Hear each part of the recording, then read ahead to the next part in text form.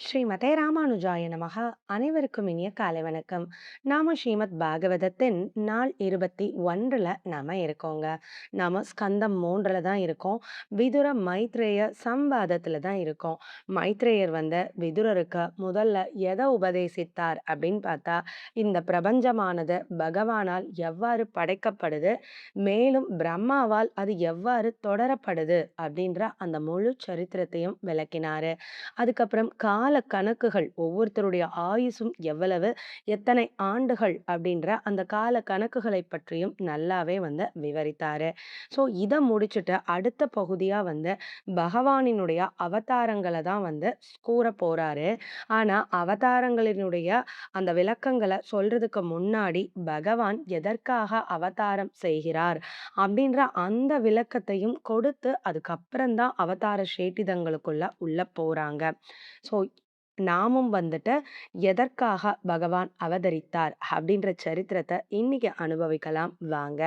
என்ன அப்படின்னா, விதுரர் மைத்ரேயர்ட்ட கேட்கிறாரு. பகவான் எவ்வளவோ சக்தி வாய்ந்தவர். தன் சங்கல்பத்தினாலேயே அனைத்தையும் செய்யக்கூடிய ஆற்றலுடையவர். அப்படி இருக்கிறப்போ, எதற்காக ஒரு சாதாரண மனிதன போலயோ, இல்ல வேறு ஏதோ ஒரு அவதாரமாகவோ இந்த பூமியில அவர் எடுக்கணும் அப்படின்னு கேட்கிறாரு. அப்போ மைத்ரேயர் என்ன சொல்றாரு அப்படின்னா, இதே கேள்விய முன்னாள்ல ஒரு மன்னனுக்கு இந்த சந்தேகம் வந்தப்போ, ஒரு அமைச்சர் ஒருத்தர் அத தீர்வுபடுத்தி கொடுத்தாரு. அது என்ன அப்படின்றதையே நான் உங்களுக்கு சொல்றேன் அப்படின்ட்டு தான் மைத்ரேயர் சொல்றாரு. ஒரு நாளு ஒரு அரசனுக்கும் இதே சந்தேகம் வந்ததாம். அந்த அரசன் பகவான ரொம்ப ஏளனமா கூட பேசினானாம். அப்போ பகவான் சக்தி இல்லாதவரா? அங்கருந்தே ரட்சிக்கக்கூடிய அளவுக்கு ஆற்றல் இல்லாதவரா? எதற்காக இங்க அவர் இப்படி காப்பாத்தணும்? எதற்காக இப்படி செய்யணும்? அப்படின்னு அந்த மன்னன் அமைச்சர்கிட்ட கேட்டானாம். அப்போ அமைச்சருக்கு பதில் தெரியும். ஆனா கூட அந்த நேரத்துல சொல்றது மன்னனுடைய மனதுக்கு சமாதானமாகுமா? அப்படின்றது அவருக்கு ஒரு யோசனையா இருந்தது. சரி, இதற்கான தக்க நேரத்துக்காக நாம காத்திருக்கணும் அப்படின்னு அந்த அமைச்சர் நினைத்திருந்தாராம். மன்னா, எனக்கு சிறிது காலம் அவகாசம் கொடுங்க. நீங்க கேட்ட கேள்விக்கு நான் உங்களுக்கு பதில் சொல்றேன் அப்படின்னு மட்டும் சொல்லி முடிச்சுட்டாராம் அமைச்சர். இப்படியே கொஞ்ச காலம் போயிட்டு இருந்தது. அப்போ இவங்க எல்லாரும் சேர்ந்து ஒரு டூர் மாரி போனாங்களாம். அதாவது ராஜாவினுடைய ஃபேமிலி அழகா டூர்ல ஒரு போட்டிங் போனாங்களாம். அப்ப ராஜா ஒரு போட்ல தானும் தனது அமைச்சர்களும் ஏறிக்கிட்டாராம். இன்னொருதுல அவருடைய மனைவிகள், இன்னொரு போட்ல அவருடைய குழந்தைகள். இந்த மாதிரி எல்லாம் ஏறி ரொம்ப சந்தோஷமா படகுல போயிட்டுருக்கிறாரு. அப்போ இந்த அமைச்சர் இதுதான் மன்னருக்கு அறிவ புகட்ட வேண்டிய சரியான நேரம் அப்படின்னு நெனச்சாராம். அப்ப என்ன பண்ணாரு அப்படின்னா, அந்த அமைச்சர் திடீர்னு ஆ அரசே இளவரசன காணோம், காணோம், காணோம்னு சொல்லிட்டு ரொம்ப கூப்பாடு போட்டாராம். என்னாச்சு? அப்படின்னு எல்லாரும் பதட்டத்தோட கேட்டப்போ, அந்த இளவரசனுடைய பெயர சொல்லி, "அவன் தண்ணிக்குள்ள விழுந்துட்டான்" அப்படின்னு சொல்லிட்டாரு. உடனே அச்சச்சோன்னு ரொம்ப பதர்றாங்க. உடனே அந்த மன்னன் கிட்ட கீழ வேல பார்க்குறாங்க இல்லைங்களா? அமைச்சர்கள் எல்லாரும் இருக்காங்க இல்லையா? எல்லாரும் வீரர்கள் எல்லாரும் டபக் டபக்குன்னு உள்ள குதிக்கிறாங்க. குதிச்சு அந்த குழந்தைய தேடுறதுக்காக போறாங்க. அப்போ மன்னனும் கண்ணு வைக்கும் நேரத்துல தானும் டபக்குன்னு உள்ள குதிச்சு ஃபுல்லா கம்ப்ளீட்டா தேடுறான். ஆனா குழந்தைய காணவே காணோம். அப்போ அமைச்சர் ஆ "இல்ல, இல்ல குழந்தை இந்தா இருக்கான், குழந்தை இந்தா இருக்கான்" அப்படின்னு சொல்லிட்டு அந்த குழந்தைய காட்டுறாரு. அப்ப எல்லாரும் "அப்பா மன்னனுக்கு உயிர் வந்துருச்சு. அப்பாடா! பிள்ளைக்கு எந்த ஒரு ஆபத்தும் இல்ல" அப்படின்னு சொல்லிட்டு போட்ல மெல்ல மேலே ஏறி வரான். வந்த அமைச்சர் மேல கடும் கோபம். என்ன அப்படின்னா, குழந்தை உள்ளயே விழல. மறைச்சு வச்சுட்டு தான் இவரு இப்படி செய்திருக்கிறாரு அப்படின்றது தெரிஞ்சிருச்சு. உடனே ரொம்ப கோபத்தோட, "எதுக்காக இந்த காரியத்த பண்ணீங்க? இதுக்கான தண்டனை என்னன்னு தெரியுமா?" அப்படின்னு சொல்லிட்டு மன்னன் ரொம்ப கோபமா கேட்டானாம். அப்ப அமைச்சர் சொன்னாராம், "எனக்கு மரண தண்டனை கிடைக்கும்ன்றது தெரியும் அரசே. ஆனா உங்களுடைய சந்தேகத்த விலக்கி கூறுறதுக்காக தான் நான் இப்படி ஒரு நாடகத்த நடத்தினேன்" அப்படின்னாராம். "என்ன சந்தேகம்?" அப்படின்றப்போ, நீங்க அன்னைக்கு கேட்டீங்க, பகவான் எதற்காக அவ்ளோ சக்தி வாய்ந்தவரா இருந்தபோது கூட இந்த பூமியில பிறக்கிறாருன்னு கேட்டீங்க இல்லையா? அதற்கான விளக்கம் தான் அப்படின்னு சொன்னாராம். "என்ன குழப்புறீங்க?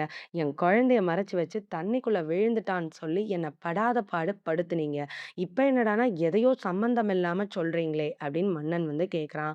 அதுக்கு அரசர் சொல்றாரு, "இல்ல அரசே, இப்போ உங்க குழந்தை தண்ணீல விழுந்துடுச்சு அப்படின்ற இன்ஃபர்மேஷன நீங்க கேட்டீங்க. கேட்ட உடனே இங்க உள்ள வீரர்கள் எல்லாரும் உள்ள குதிச்சாங்க. அமைச்சர்கள் எல்லாரும் உள்ள குதிச்சாங்க. நீங்க பெரிய ராஜா. உங்களுக்கு கீழ வேலை பார்க்குற எல்லாரும் உங்களுக்காக ஓடி ஓடி வேலை செய்றதுக்காக தான் இருக்காங்க. நீங்க என்ன பண்ணியிருக்கலாம், அழகா படகுல உட்காந்து உங்க வேலையாட்கள் என்ன செய்றாங்கன்னு மட்டுமே நீங்க பார்த்துருக்கலாமே! உங்க பிள்ளைய அவங்களே காப்பாற்றி கொண்டு வந்திருப்பாங்களே! ஆனா, அதையும் மீறி நீங்க எதுக்கு உள்ள குதிச்சீங்க? அப்படின்னு வந்து கேட்டாராம் அமைச்சர் வந்துட்டு. அது எப்படி? என்னால கண்ணிமைக்கும் நேரத்துல என் பிள்ளை பாசமானது என்னை பிடித்து உள்ளே தள்ளியது. இத்தன அமைச்சர்கள் இருக்காங்க, வீரர்கள் இருக்காங்கன்னு தெரிஞ்சும், அவங்க எல்லாரும் சக்திசாலிகள் தான். கண்டிப்பா பிள்ளைய காப்பாத்திருவாங்கன்னு தெரிஞ்சும் கூட, அந்த தந்தை பாசமானது விடல. அரசன் தானே உள்ள குதிச்சு குழந்தைய தேடினான். அவ்ளோ பெரிய நாட்டின் அதிபதியா இருந்தும் கூட, "என் பிள்ளை பாசம் என்னை பிடித்து உள்ளே தள்ளியது" அப்படின்னு வந்துட்டு, அதெல்லாம் நான் நினைக்கவே இல்ல. அடுத்த செகண்ட் நான் என்ன பண்ணேன்னு எனக்கே தெரியாது. நான் விழுந்துட்டேன் அப்படின்னு ராஜா வந்து பதில் சொன்னாராம். இதுதான் அரசே நீங்க கேட்ட கேள்விக்கும் பதில். பகவான் அவ்ளோ சக்தி வாய்ந்தவர் தான். எத்தனையோ பக்தர்களையும், அடியார்களையும் வச்சு அறிவுரைகள வழங்கி, மக்கள் எல்லாத்தையும் வந்து அவர் காப்பாத்துறாரு. உண்மதான், இல்லன்னு சொல்லல. ஆனா அவர் ஒரு தந்தை. இந்த பிரபஞ்சத்துக்கே தந்தை அவர். அப்போ ஒரு குழந்தை இந்த சம்சாரத்துல படுற வேதனைய பார்த்துட்டு, அவரால அங்க சும்மா இருக்க முடியாது. நீங்க எப்படி இந்த ஆற்றுக்குள்ள குதித்தீங்களோ, அதப்போல தான் என் பகவானும் அங்கிருந்து இந்த சம்சாரத்துக்குள்ள குதிக்கிறான். இங்க உள்ள ஜீவன்கள் எல்லாத்தையும் ரட்சிக்கிறதுக்காக, இந்த பிரபஞ்சத்தின் தந்தை ஜீவன்களுக்காக குதிப்பதே அவதார ரகசியம் அப்படின்னு வந்துட்டு விளக்கி கூறினாராம். மன்னன் கண்கள்ல கண்ணீர் வந்ததாம். உண்மை, உண்மை, உண்மைன்னு ஒத்துக்கிட்டானாம். ஸோ இதுதான் வந்து பகவான் எத்தனைக்கெத்தனை பெரியவனோ, அத்தனைக்கத்தனை எளியவனாக, பக்தனுக்கு தாசனாக அவன் விளங்குவதற்கு ஒரே காரணம், அவன் நம் தந்தை. இந்த பிரபஞ்சத்தை படைத்தவன். ஒவ்வொரு ஜீவராசிக்கும் அவன் ஒருவனே உண்மையான சொந்தம். அப்படின்ற அந்த காரணத்துக்காகத்தான் பகவான் வந்து அவதாரங்கள செய்றாரு. அப்படின்ற அந்த கதைய வந்துட்டு மைத்ரேயர் வந்து விதுரருக்கு சொல்றாரு. விதுரர் கண்கள்லயும் ஆனந்தம். ஆஹா! பகவான் எவ்ளோ பெரியவன்.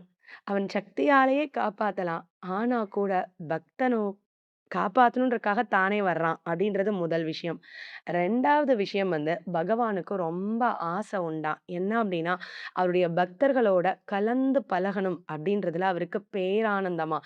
எங்கோ வைகுந்தத்துல ஒரு ஓரத்துல உட்கார்ந்துட்டு, அங்க நித்திய சூரிகள் எல்லாரும் வந்து தினந்தோறும் வந்து அவருக்கு எந்த குறைபாடும் இல்லாம பூஜை பண்ணிட்டு இருக்கிறாங்க. அவர் அதிலேயே திருப்தி அடைவாரா அப்படின்னு பார்த்தா அடைய மாட்டாராம். அவருடைய கருணைய எங்க காட்டலாம் அப்படின்னா, கஷ்டப்படுற மக்கள் கிட்ட தான் வந்து காட்ட முடியும். ஏன்னா நித்திய சூரிகள் வைகுந்தத்துல இருக்கிறவங்களுக்கெல்லாம் என்ன குறை? அவங்களுக்கு எந்த குறையுமே இல்ல. அப்ப பகவானுடைய கருணைய காட்டுறதுக்கோ, அவருடைய பெருமைய உலகுக்கு உணர்த்துறதுக்கோ அங்க வாய்ப்பே இல்லையாம். ஆனா இந்த பூலோகத்துல தான் மக்கள் எல்லாரும் வேதனைப்படுறாங்க. அப்போ பகவானுடைய கருணைய காட்டுறதுக்கான வாய்ப்பு கிடைக்குது. மக்களின் மனதுல வந்து அன்ப பெருக்கெடுக்கிறதுக்கான வாய்ப்பு கிடைக்குது. ஸோ அதுக்காகவும் பகவான் கலந்து பழகுறதுக்காகவும், மக்களுக்கு வந்து ஒரு நம்பிக்கைய கொடுக்கறதுக்காகவும் தான் வந்து பகவான் இங்க அவதாரம் செய்றாரு அப்படின்ற அந்த விவரங்கள வந்துட்டு மைத்ரேயர் கோடி முடிக்கிறாரு. வாவ்! சூப்பர் அப்படின்னு சொல்லிட்டு, சரி பகவானுடைய அவதாரங்கள பத்தி எனக்கு நீங்க சொல்லணும் அப்படின்னு வந்து கேட்கிறாரு. அப்ப சரி, இப்ப முதல்ல எந்த அவதாரத்த மைத்ரேயர் விளக்கி கூறப் போறாரு அப்படின்னு பார்த்தா, பெருமான் எடுத்த வராக அவதாரத்தை பத்தி தான் வந்து முதல்ல வந்து சொல்லப் போறாரு. இதுல ஒரு முக்கியமான குறிப்பு இருக்குங்க. நாம பகவானுடைய அவதாரம் அப்படின்னாலே வந்துட்டு மொத்தம் 10 அவதாரங்கள் தான் நாம நெனச்சுட்டு இருக்கோம் இல்லைங்களா?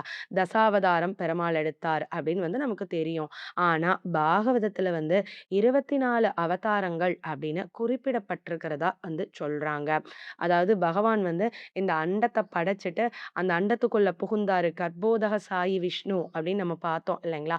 அதுவே ஒரு அவதாரம் தான் அப்படின்னு வந்து சொல்றாங்க. ஸோ இந்த மாதிரி பல அவதாரங்களையும் பகவான் எடுத்திருக்காரு. 24 மட்டும் இல்ல. அவருடைய அவதார சேட்டிதங்கள் எத்தனைன்னு யாராலயும் கணிக்கவே முடியாது. ஒவ்வொரு பக்தனுக்காகவும் அவதாரம் எடுப்பாரு. அவங்கவங்க மனசுக்கு ஏத்த மாரி வருவாரு. ஸோ அதெல்லாம் எல்லையற்றது. ஆனா பாகவதத்துல வந்து ஒரு குறிப்பிட்ட எண் எத்தனை குடுத்துருக்காங்க அப்படின்னு பார்த்தா, 24 அப்படின்னு வந்து குடுத்துருக்காங்க. ஸோ அதனால இதுல நமக்கு வந்து இந்த 10 அவதாரங்கள் மட்டும் வராது. மேலும் பல அவதாரங்களைப் பற்றின விவரங்களும் இருக்கும் அப்படின்னு வந்து சொல்லியிருக்கிறாங்க. ஸோ அப்போ இந்த ஸ்கந்தம் 3ல வந்து 2 அவதாரத்த பத்தி விவரிக்கிறாங்க. ஃபர்ஸ்ட் ஒன் வந்துட்டு வராக அவதாரத்த பத்தியும், செகண்ட் ஒன் வந்துட்டு கபில அவதாரம் அப்படின்னு சொல்லி கபிலாச்சாரியார் அப்படின்ற ஒரு அவதாரமே பெருமாள் தான் வந்து எடுத்தாரு அப்படின்னு வந்து சொல்றாங்க. ஸோ இந்த 2 அவதாரத்த பத்தி தான் நமக்கு இந்த 3ஆம் ஸ்கந்தத்துல வந்து இருக்குது அப்படின்னு வந்து சொல்றாங்க. ஸோ அப்போ ஆ இந்த வராக சரித்திரம் ஆரம்பிக்கிறதுக்கு நெறைய காரியங்கள் வந்து இருக்குது. அது என்ன அப்படின்றத நாம வந்து இப்ப பார்க்க ஆரம்பிக்கலாம். இப்போ ஆ ஸ்வாயம்புக மனுவும், சதரூபையும் வந்துட்டு ஆ இந்த உலகத்த படைக்கிறதுக்காக ஆரம்பிச்சாங்க அப்படின்னு பார்த்தோம் இல்லைங்களா? அவங்க எப்படி தங்களுடைய படைப்ப தொடங்குவாங்க அப்படின்றத தான் நாம கேட்டு கடைசியா முடிச்சிருந்தோம் இல்லைங்களா? ஸோ அப்போ இந்த ஸ்வாயம்புகு மனு வந்து மனிதர்களை எல்லாம் படைக்கணும் அப்படின்னா, பூமி அப்படின்ற ஒரு இடம் வேண்டும் இல்லையா? அவர் பார்க்குறாரு பூமியவே காணோம். எங்க போச்சு பூமி? பூமி இருந்தா தான அதுல மனிதர்கள உருவாக்க முடியும். ஸோ அப்ப இவருக்கு சந்தேகம் வருது. நேரா என்ன பண்றாரு அப்படின்னு பார்த்தா, பிரம்மதேவன் கிட்ட போயி பிரார்த்தனைய வைக்கிறாரு. "தந்தையே, நீங்க வந்து இந்த படைப்பு தொழில விரிவா பண்ண சொன்னீங்க. மனிதர்களை எல்லாம் உருவாக்க சொன்னீங்க. ஆனா உருவாக்குனவங்கள வைக்கிறதுக்கு இடம் இல்ல. இந்த பூமி அப்படின்ற ஒரு உலகமே இல்லாம போயிடுச்சு. எங்க போயிடுச்சு தந்தையே? நீங்க இடத்த குடுத்தீங்க அப்படின்னா, நான் மனிதர்கள உருவாக்குவேன்." அப்படின்னு வந்து பிரார்த்தனையா வச்சாராம். பிரம்மாவும் பார்க்குறாரு. 14 லோகத்துல பூமிய மட்டும் காணோம். அப்போ அவரு தனது ஞானத்தினால பார்க்குறாரு. அப்பதான் அவருக்கு தெரிய வருது. இந்த பூமிய ஒரு ராட்சசன் வந்து எடுத்து கொண்டு போயி, பூமி வந்து மிடில்ல 7வது லோகமா இருக்குது இல்லைங்களா? அத அப்படியே சுருட்டி எடுத்து கீழ அதாவது பாதாளம் அப்படின்னு கடைசி உலகம் இருக்கு. அந்த பாதாள உலகத்துக்கும், அதுக்கு மேல இருக்கிற ரசாதலம் அப்படின்னு ஒரு உலகம் இருக்குது. அந்த ரசாதலத்துக்கு கீழ போய் ஒளிச்சு வச்சர்றான். அது வந்துட்டு. ஸோ அங்க வந்து ஒரு பெரிய கடல், அதாவது இந்த பிரபஞ்சத்த சுத்தியே கடல் தான் இருக்கு அப்படின்னு பார்த்தோம் இல்லைங்களா? அப்படி இருக்கக்கூடிய அந்த கடலுக்கு மத்தியில போயி உள்ள வந்து இந்த பூமிய ஒளிச்சு வச்சுட்டான். ஸோ அப்ப பூமியே வந்து இல்லாம இருக்குது. அப்படின்னோனே, பிரம்மதேவனுக்கு ரொம்ப வருத்தமாயிருது. எப்படி இந்த பிரபஞ்சத்த வழிநடத்துறது? எப்படி மேல தூக்குறதுன்னு தெர்ல. சரி, நமது தந்தையான பகவான் ஸ்ரீமன் நாராயணன குறித்து பிரார்த்தனை செய்யலாம் அப்படின்னு வந்து அவர் வந்து பிரார்த்தனையில ஈடுபடுறாரு. இப்போ இந்த இடத்துல வந்துட்டு, இப்போ ஒரு ராட்சசன் தான் உள்ள கொண்டு போய் வச்சான் அப்படின்னு நாம பார்த்தோம் இல்லைங்களா? இப்ப இந்த இடத்துல அந்த ராட்சசன் யாரு? அவன் எவ்வாறு உருவானான்? அவன் எதற்காக இந்த பூமிய கொண்டு போய் உள்ள வச்சான்? அப்படின்ற அந்த சரித்திரத்த வந்து இங்க வந்து குடுக்குறாங்க. இந்த உள்ள வச்ச அசுரன் யாருன்னு நமக்கே வந்து தெரியும் இல்லைங்களா? இரண்யாட்சன் அப்படின்ற அசுரன் தான் வந்து கொண்டு போய் உள்ள வச்சிருக்கான் அப்படின்னு வந்து நமக்கு தெரியும். சரி, இந்த இரண்யாட்சன் எப்படி பிறந்தான்? அப்படின்ற அந்த சரித்திரத்தையும் இங்க வந்து குடுத்துருக்காங்க. என்ன அப்படின்னா, கஷ்யப்பர் அப்படின்ற ஒரு முனிவர் வந்து இருக்காரு. அவருக்கு வந்துட்டு திதி அப்படின்ற ஒரு மனைவி. கஷ்யப்பருக்கு நெறைய மனைவிகள் இருப்பாங்க. அந்த மனைவிகள் மூலமா தான் முக்காவாசி இந்த பிரபஞ்சத்துல இருக்கிற பொருள்களே வந்து படைக்கப்பட்டிருக்கும். நம்ம பூமியில நெறைய விஷயம் பார்க்குறோம் இல்லைங்களா? இது எல்லாமே வந்து அந்த கஷ்யப்பர் மூலமா தான் வந்து உருவாகியிருக்கும். உதாரணத்துக்கு கருடன், பாம்புகள் இவங்கெல்லாம் கூட கஷ்யப்பருடைய மனைவியான கத்ரு மற்றும் வினதாவின் மூலமா தான் உருவாகுனாங்க. ஸோ பாம்புன்ற ஒரு இனமே வந்து இந்த கஷ்யப்பர் மூலமா தான் உருவாச்சு அப்படின்றது நமக்கு மகாபாரதத்துல தெரியும் இல்லைங்களா? ஸோ அதப்போல இவருடைய நெறைய மனைவிகள், ராட்சசர்கள் நெறைய பேர் இவர்கிட்ட இருந்து தான் வந்து உருவாகியிருப்பாங்க. அப்போ இவருக்கு ஒரு மனைவி ஒருத்தவங்க இருக்காங்க. திதி அப்படின்ற மனைவி வந்து. ஸோ அவங்க வந்து அவர்கிட்ட வந்து ஒரு பிரார்த்தனை வைக்கிறாங்க. என்ன அப்படின்னா, "எனக்கு குழந்தை பாக்கியம் வேணும். எனக்கு வந்து இப்போ வந்து எனக்கு நெறைய குழந்தைகள் வேணுன்ற ஆசை வந்து எனக்கு வந்திருக்கு. ஸோ அதனால எனக்கு குழந்தை பேர நீங்க தரணும்." அப்படின்னு சொல்லி பிரார்த்தனைய வைக்கிறாங்க. ஆனா, அந்த பிரார்த்தனைய நிறைவேற்ற காலம் வந்து அது இல்ல அப்படின்னு வந்து சொல்றாரு. ஏன் அது பிரார்த்தனைய நிறைவேற்ற முடியாத காலமா இருந்தது? அப்படின்றத தெரிஞ்சுக்கணுமா? தொடர்ந்து பாகவத கதையினை கேட்டுக்கொண்டே இருங்கள். பகவான் திருவடிகளுக்கே பல்லாண்டு கூறி அமைகிறேன். ஸ்ரீமதே ராமானுஜாய நமக. நன்றி.